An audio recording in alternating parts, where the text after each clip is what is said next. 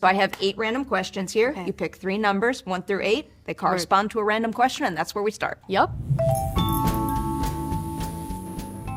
7. Number 7. It's a nice one to start with. It's bucket list. I just want something that still remains on your acting bucket list. To be in a musical and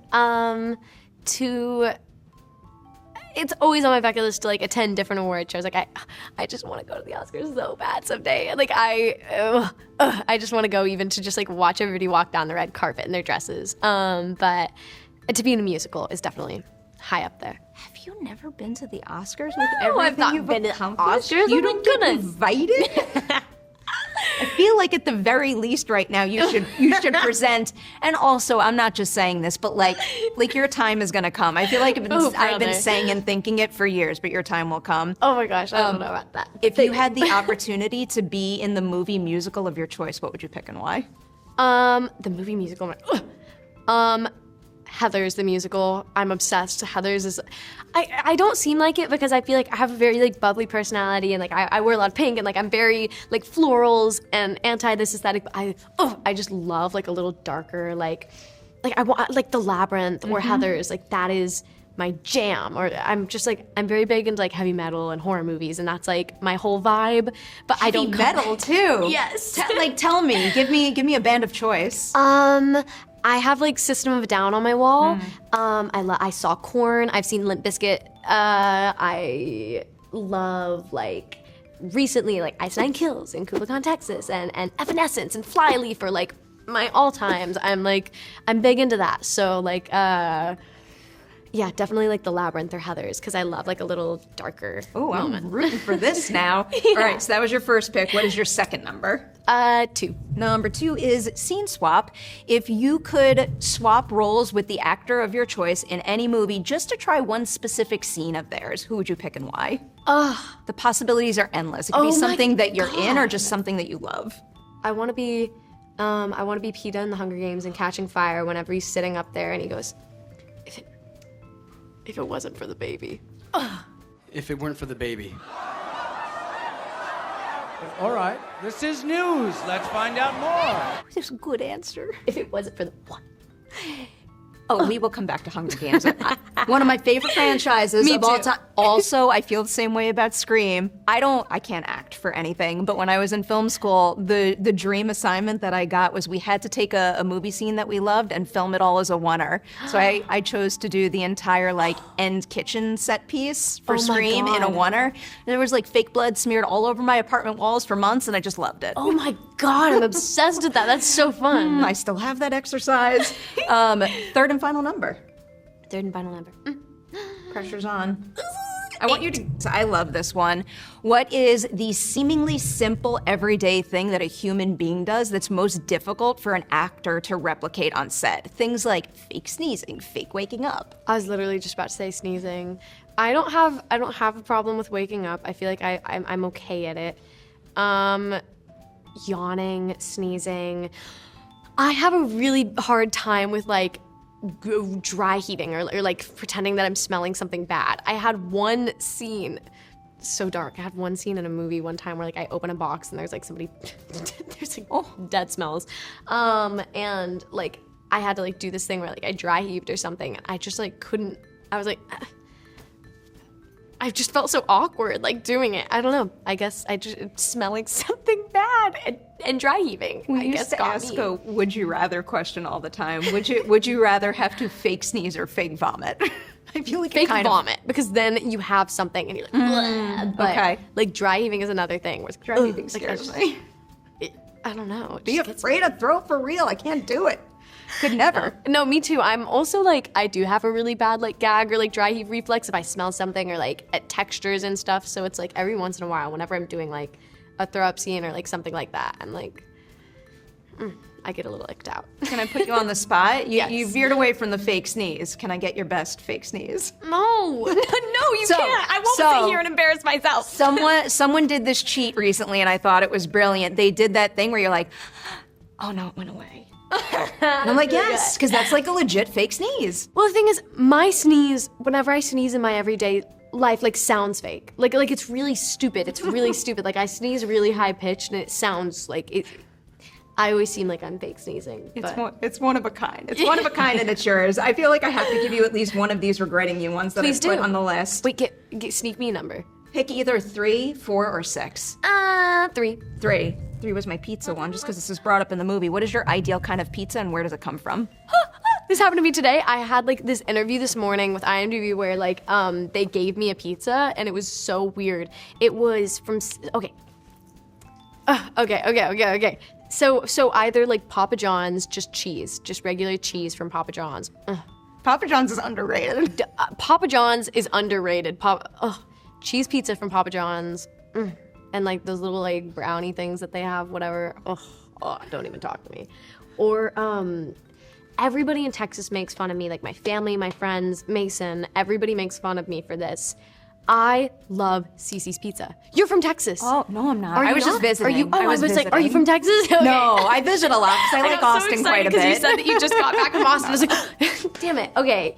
Well, then nobody gets me. Nobody here understands me. Cece's Pizza is like, everybody makes fun of me because they're like, that's so weird. Like, I don't know, like I've gotten food poisoning from there. Like, I don't even know. Like, I'm not slandering your name, Cece's, though. Like, I love you. I like Cece's Pizza. It's like buffet style pizza. It's This is like old school Pizza Hut from like back in the day. no, it's like saying that I'd want Chuck E. Cheese pizza. Oh. You know, it's like Well, sometimes I say I want like the square pizza that you used to get as a kid in school, where like you knew it just came out of like it was frozen and came out of a plastic bag and put in a microwave. well, Cece's Pizza has this one. It's like mac and cheese pizza, but it's like Alfredo sauce, then cheese, then noodles. It's like,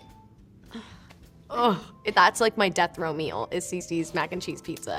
The food poisoning aspect holds me back a little, but the next time I go to Austin for a film festival, I'll put this on the list.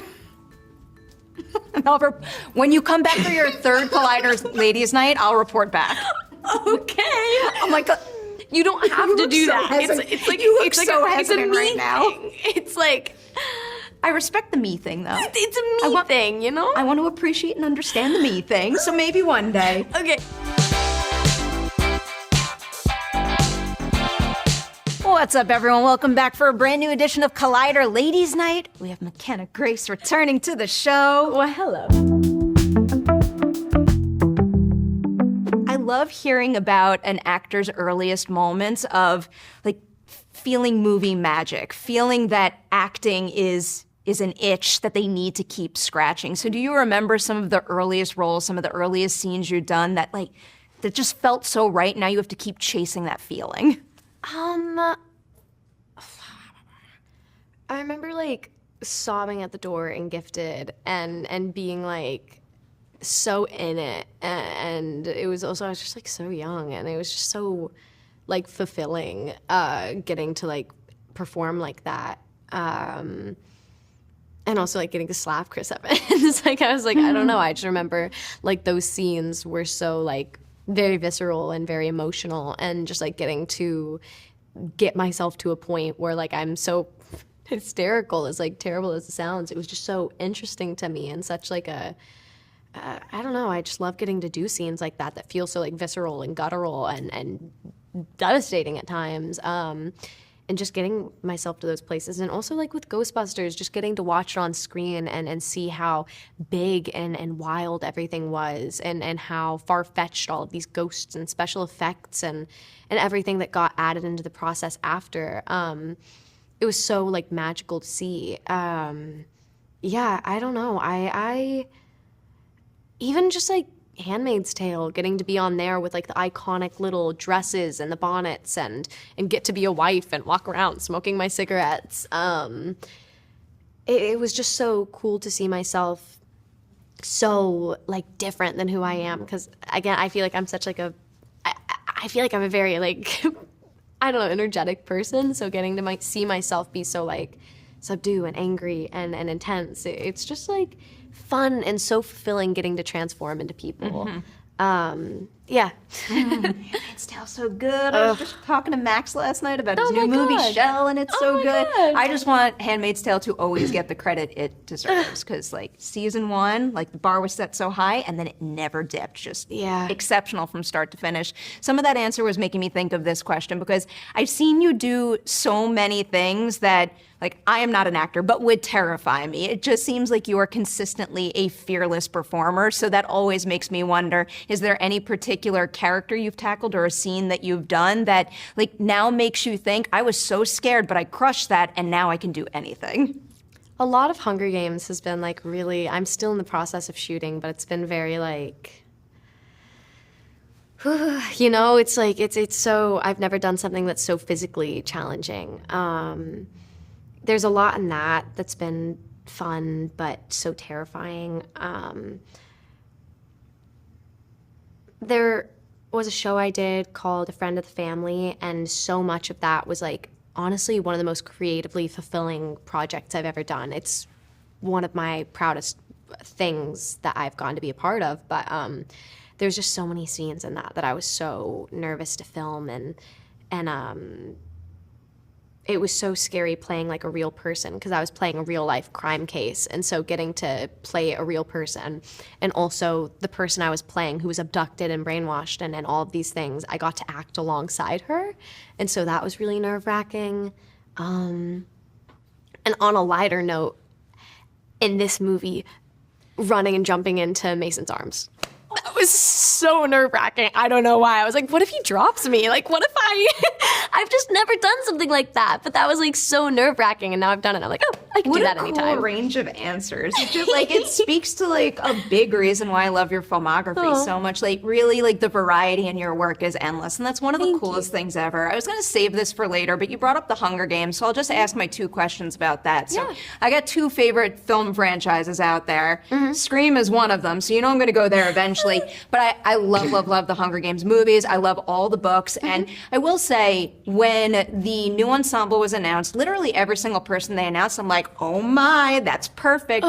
In particular, when you were announced to play Maisie, I'm like, oh, like it just doesn't get better than that. That is like a match made in heaven in my mind. But Thank you. I know that could be different from an outsider perspective compared to the person actually taking on an iconic role like that. So it was making me wonder, is there anything you've done thus far, either in prep or on set, that made you stop and go to yourself, like casting was spot on, like this is my role, I am Maisie Donner? I don't have that kind of, well, I won't claim that. Like, I will say that I don't always have that kind of confidence about myself where I'm like, oh, this is me. Like, I am this role. I killed that. I feel like that's most 90% of artists is just like, you always want to look at what you're doing and be like, I could do better, but not kill yourself over it, of course. But I don't know. There's definitely been like some moments on set where I've been like so,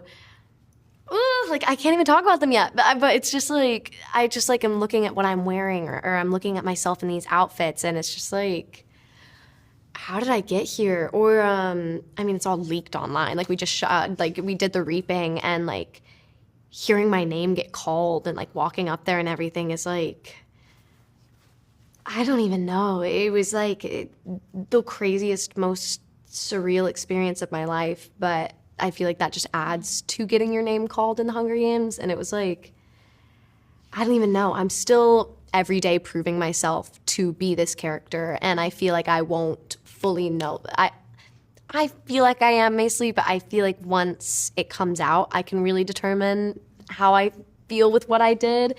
But thus far, I've been like so proud of the film as a whole. Everybody's fantastic in it. But yeah, no, it's. For what it's worth, I have all the faith in the world.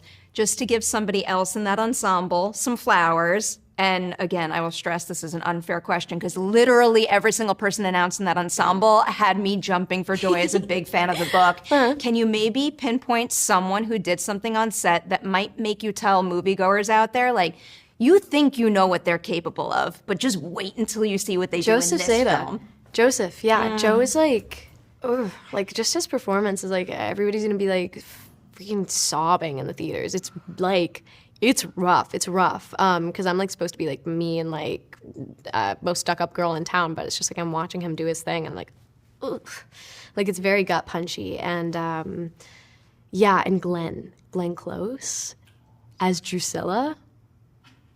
Everybody's gonna all of us have been losing our minds on set. It's been crazy. And also Grace, who's playing the younger version of Astrid, Katniss's mom, is really fantastic, but to me it's just crazy watching her on screen because she looks so much like her. So it's like so trippy. God, our entire cast is so good.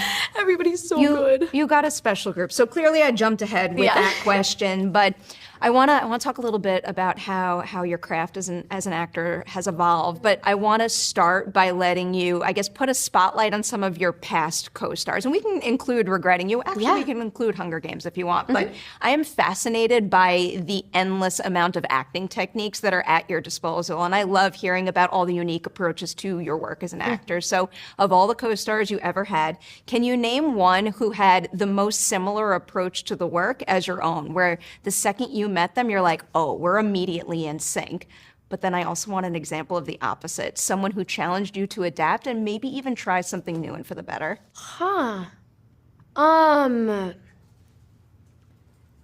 Honestly,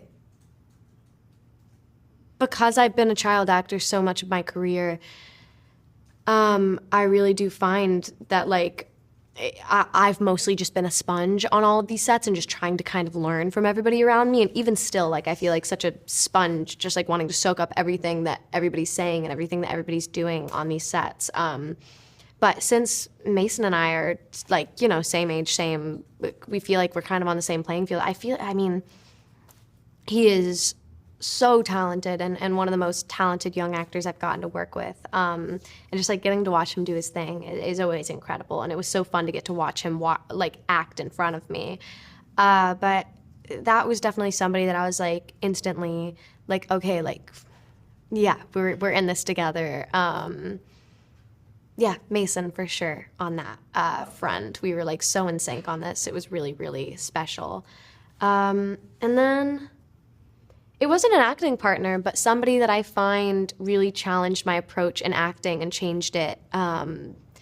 Most definitely changed the way that I approach every scene and acting and characters. Jason Reitman from Ghostbusters, our director and writer, just had such a like different approach to preparing for a scene and coming onto set, not having said your lines or wanting to be the first person that hears your lines, that you can mold the scene exactly how he like envisioned. It was so different than any way that I'd ever approached something. And I was also so young at the time, like 13, and so it like totally like flipped everything I thought I knew about acting on its head, and now like my entire process is different for it. And so yeah, no, it was like such a beautiful experience getting to learn from him. Oh, this kind of builds on that a little bit. Now I'll turn that towards you as an individual. Can you tell me something about like your process, your approach to the work that has stayed the same since the very beginning, but then also something new you started to incorporate more recently? I feel like this has just started recently with as many book adaptations that I've been doing between Regretting You and Hunger Games. Like on Regretting You, I would go through the book and highlight everything and like note it. But then on Hunger Games, I mean, Joe and I have watched the movies a bunch together in pre-production and both have little notebooks for our characters that we write down like all of the things from the previous movies and from the book and everything that we want to incorporate into the film and everything from like Josh and Jen's performance that we want to incorporate into our own characters and our own characters' relationships. So like I've always had notebooks and I've always done my notes and my highlighting, but just recently it's become a bit more of like, especially with Hunger Games, like a thing in my notes and preparing for every scene, just because it's such a big thing to take on that I'm like, ugh, I got to make sure I do it right, doing my homework. But throughout my career, I've always been very musical, so I listen to music to get in and out of scenes, and I've always made playlists for my characters. Can you share some songs on the Regretting You playlist? On the Regretting You playlist? You got a lot of good music in this movie, so I'm excited to hear this. I have it Right here, actually. I'm pulling up my I record. love that you have it handy. No, of course I do. I like literally all I do is listen to music. It's ridiculous. Okay, Clara. First song on there is Dark Four Door, because that's in the book. We have First Day of My Life, Bright Eyes, Anyone Else But You, The Moldy Peaches, Just Traveling Through the Thrills, like some good role model I got in the movie, actually. That's in there because of me.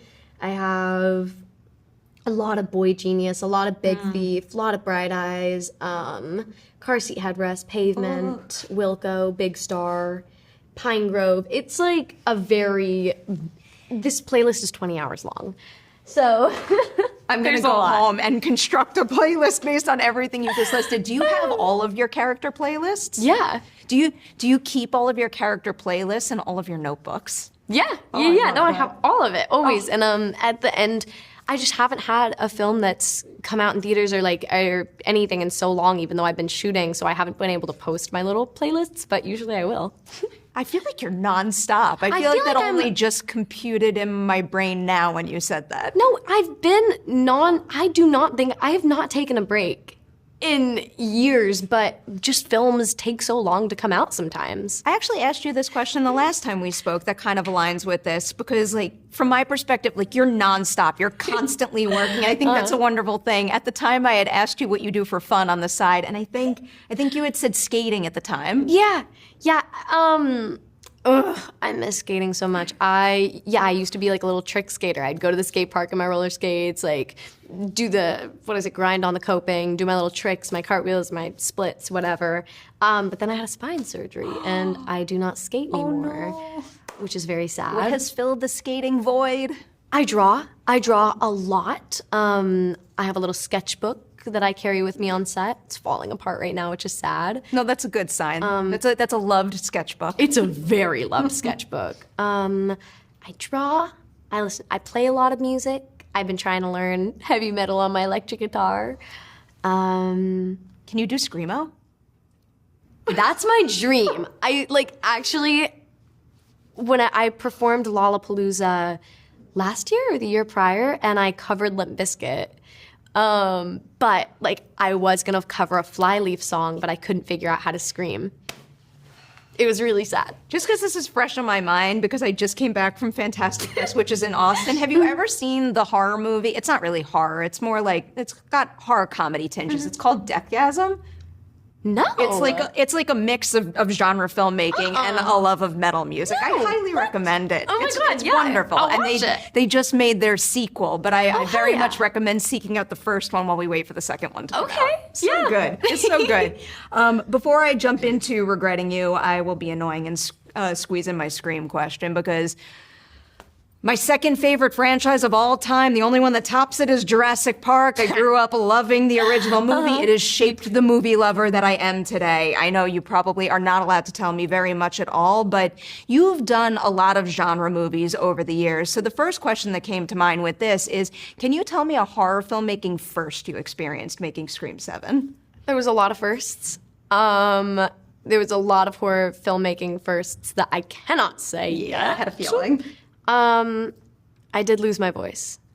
I don't want you to lose your voice, but also it's probably necessary on a movie like that. It was so cool. I lost my voice from how much yelling and screaming are involved for those types of films. But yeah, I lost my voice, and then the next day I had an audition for the biggest musical ever, and I was like, you're joking, of course. Isn't that always how it goes? It's always how it goes. This question might be a little safer because we know the cast that's in that. The cast is exceptional. There's a whole bunch of franchise newcomers that I love, love, love. But then also there's a lot of iconic folks returning from previous Scream movies. So of the bunch, especially I believe because you're a fan of genre and you love movies, is there any particular person that made even you stop and go my God, I can't believe I'm on a set with this person right now? Oh my God, I literally, while I was shooting Regretting You, because I had wrapped on Scream and they were still shooting, and I was shooting Regretting You, and I went and visited set, and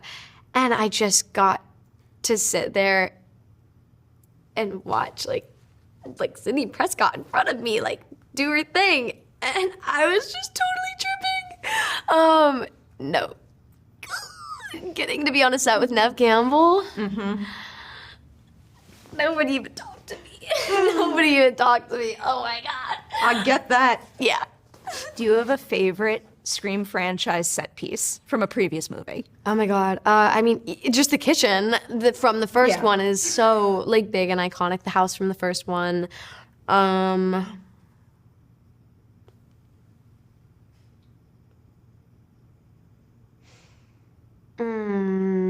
bursting at the seams. I could go on and on. No, I'm like... I have a Mini Cooper, and it's named Cece Cooper. So that particular sequence is always one of my favorites. Is that in the second one whenever he's Sarah in Michelle Gellar gets in the sorority house? Mm-hmm. Well, or what's the... Oh, I'm thinking of what's the van in it from the second one? Whenever with Randy? Yeah, whenever Randy gets... That was one of the early set pieces that scared me growing That one up was the like most. bonkers. Yes. That was crazy. I mean, Sydney's like entire... her house is really memorable. Or just like the beginning sequence with Drew Barrymore whenever she's like in the kitchen making her popcorn. Iconic. Which one is it? Oh, I have all the answers. Is it the second or the third one whenever Sydney is in a play and they have that big like that's sequence? the second one. That's the ending of the second one. That was one's great. Crazy. That one stuck with me because that's like so like an epic performance from Laurie Metcalf at the end. Oh my God. Yeah, no, crazy. She's so good. I could go on and on, but I could also go on and on about regretting you as well. One particular thing that it's a little more of a broad question, but you're executive producing a lot of movies right now, and that makes me really excited. I love seeing actors who have like built up a really big name and platform for themselves and a following, kind of lending their voices to productions in that way, because it winds up helping get things made and it gets them a wider audience. So it was making me wonder, like, do you remember the single thing that sparked the itch to produce, that made you think like, I need to contribute to the projects that mean so much to me in that way, in addition to acting in them? Gosh, I feel like my first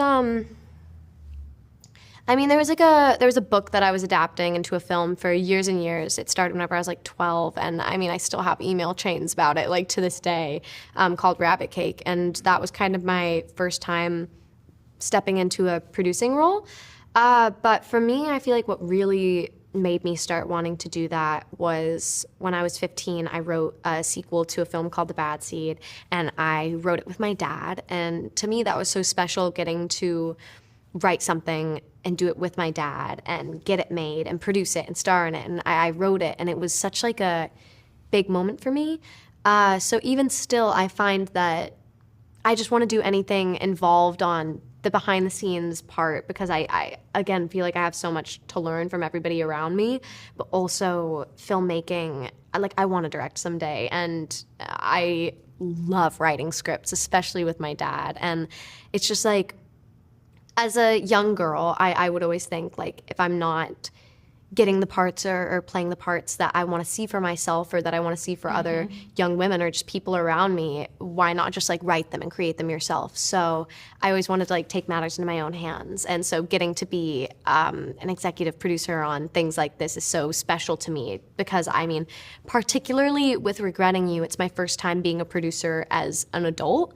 And so I've been so involved with everything, every step of the way. I had like all the cuts of the film. I was on like every email chain and all of the texts, and it was a first for me, and it was so fun and cool to get to be on that side of things and feel like my opinion really mattered and like the edit. But yeah, no, it's really cool as a young woman to be able to have like a say in those kinds of things. Beautiful answer. I have two follow-ups that crossed my mind. Even with, because you said that this is the first time you've been involved, like kind of like as an adult in this capacity, even with all your experience making movies and shows, is there any particular thing that made you stop and go like, I can't believe this is what it takes to see a movie through to fruition by being an executive producer on this film? I more so feel that with the thing that I've been trying to get made since I was like 12, Rabbit Cake. I've been a part of that for like 7 years now, you know, and it's just like, it's crazy how long it takes to get films made sometimes. I mean, sometimes it's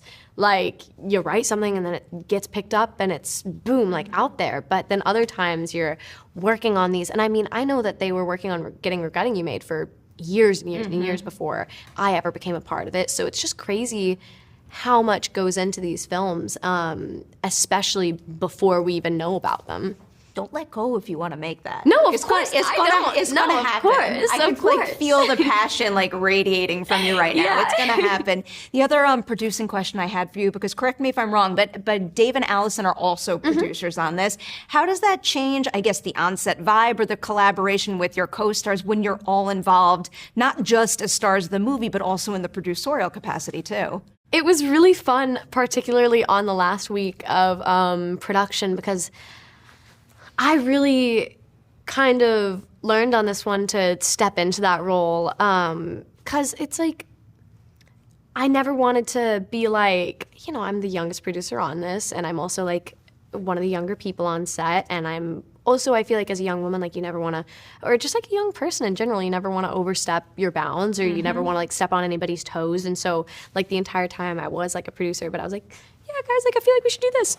And like, oh yeah, guys, I feel like this would be cool. But then the last week, I just sat and talked with Dave and Allison for ages and ages and ages every day in the green room, just like about producing, particularly Allison, a lot about producing and stepping into that role and your power as just, you know, as a woman, but also just a young person on a set and how your opinion is valued and matters. And so it was really, really cool to me to be like, okay, like it's not disrespectful and it's not overstepping just to give your opinion, and it's cool to know to other people that it matters. Yeah, you know, it was really special to get to learn so much from Dave and Allison as producers, and also from Josh and our producers Brunson and Flavia. I learned so much from them every day whenever we were on set, and it's so cool and beautiful to me to still get to be a part of everything on the other side. I love that. I'm such a fan of Allison. I just like I love watching her kind of like rise in the ranks and like not only be the star of the thing she's in, but also a leader. Yeah. She was on Ladies Night for Megan 2.0 a couple months ago, and she just like, I don't know, limited perspective, of course, but like seems to exude the best vibes that lift everybody else around her up on a set. And I like that. Yeah, I like that. Leaning into the ensemble around you as actors now. I'm going to get a little technique-y again because I love this kind of stuff. Love it. You have a whole bunch of stellar people around you. Can you tell me the two people in the Regretting You cast that have the most polar opposite approaches to their work, where when you're their primary scene partner, you know you're going to have a very different acting experience? Maybe like Dave or Mason, like are on one end, and then working with Scott Eastwood is like on another, just because like they just have like such different vibes and preparations. How so? It just like, I feel like Scott on this one was like a lot more like a little bit more like go with the flow and like fun. He was just very like his character, and then like,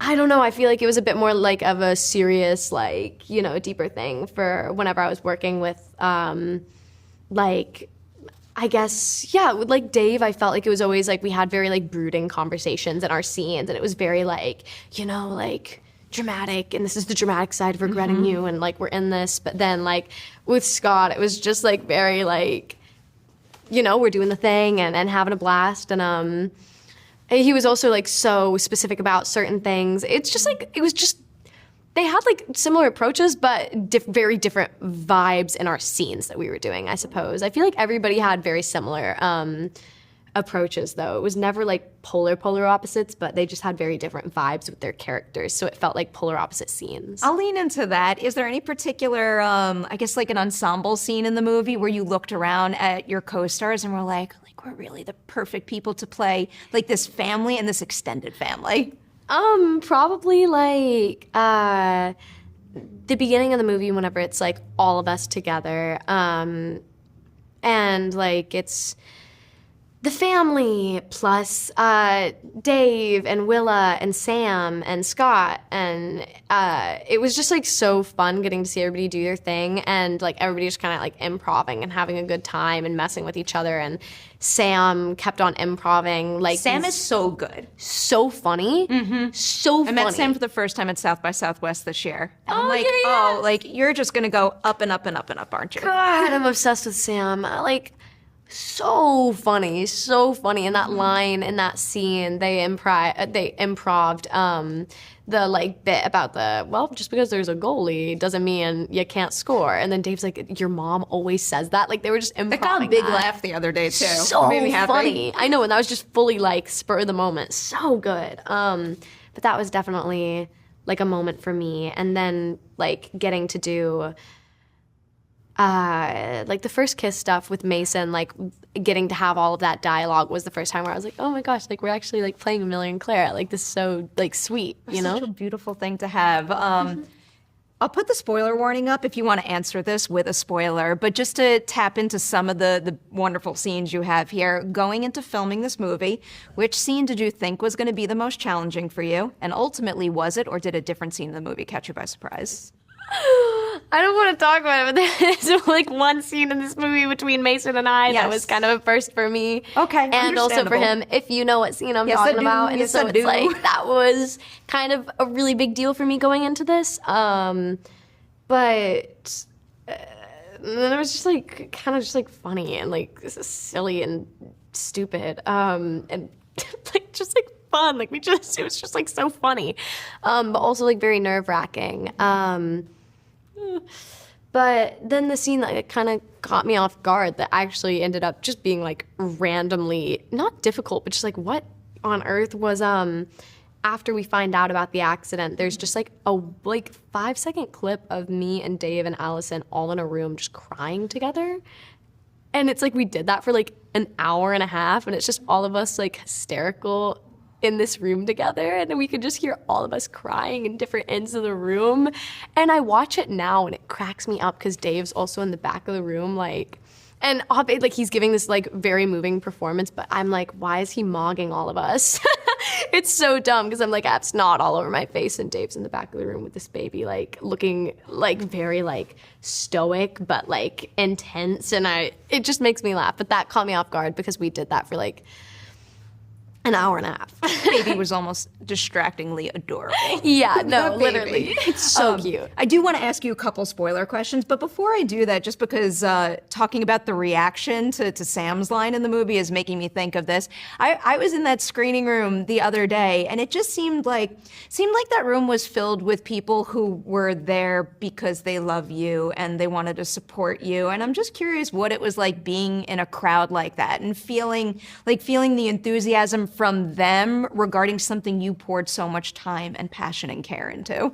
Oh gosh, I mean, I've sat through one screening of this so far with other people, and it was just like, this movie is particularly really near and dear to my heart because of how special of a time I had making it. And so it's just like, it's so weird to watch with other people, and it's so weird to share with people now and to get to hear everybody's reactions. And also, like, I went to this screening with, like, my mom and dad, and Mason is somebody that's very near and dear in my life. And so sitting with my parents and watching us make out on screen for, like, however long this movie was probably the funniest and, like, something that I've never experienced because I've never done a romance before. So that was particularly funny. And my dad liked to walk around the screening room after and be like, they didn't tell me they kissed in this movie. We're going to bring up the spoiler warning now. I had two particular scenes that I really wanted to ask you about. First, the one that I wanted to talk about is the birthday dinner scene, the big fight scene. I'm just curious about filming something like that because as a viewer, I was tense, and I realized when that scene was over that like I was in a sweat. So what is it like filming that and going toe to toe with Allison, and also being able to bounce off everybody else at that table? I just felt like I was just being such a little like dingus at that dinner. Like I was just like I just got to have fun. I just got to wear my little party hat, and Sam and I were like, let's wear party hats. Let's be those people. And just like sitting there, and I was just like, I don't know why I was scratching my plate like every other take. I just was like.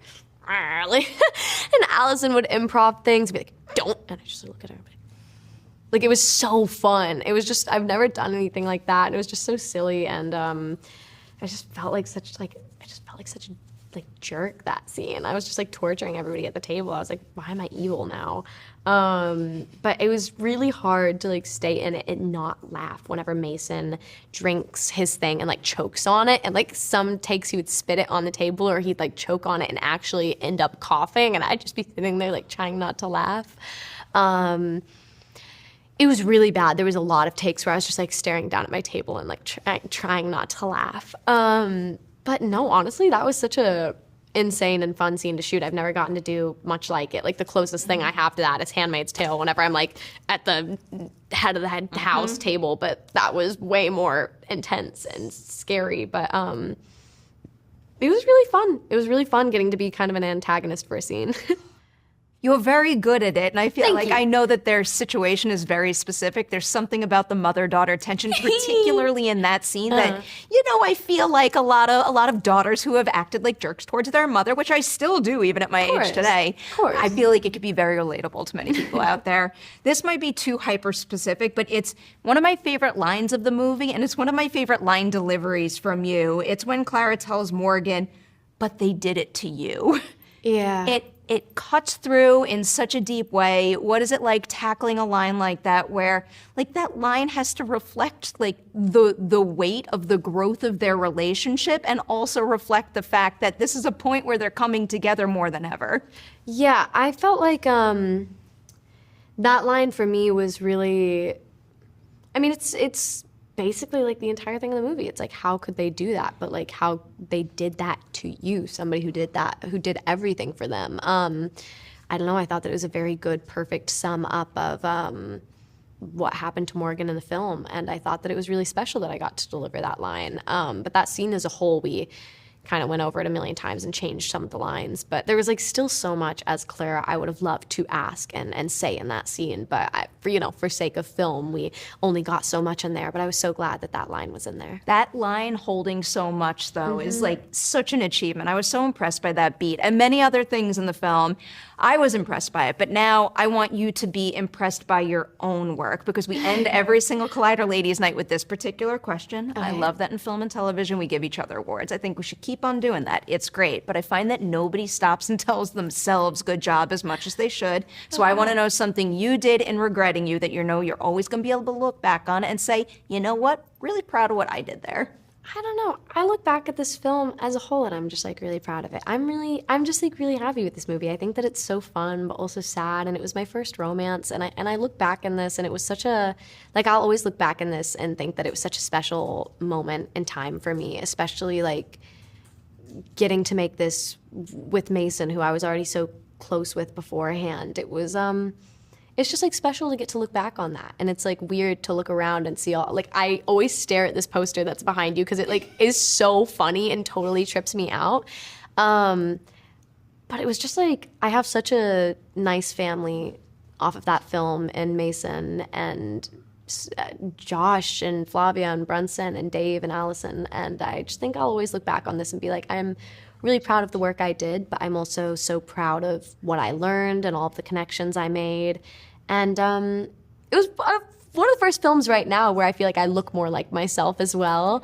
So that was really special as well. Yeah, no, it just all around, it was a really special experience. Beautiful thing. You should be so proud. I got to wind down with you, so I'm going to say huge congratulations on everything you've accomplished, on regretting you, and everything coming your way. Thank you. I know you'll be back, and when you come back to Ladies Night for a third time, I'll roll the dice. I'm going to bring a sash or something. Congratulations. Thank you so much. This is so fun.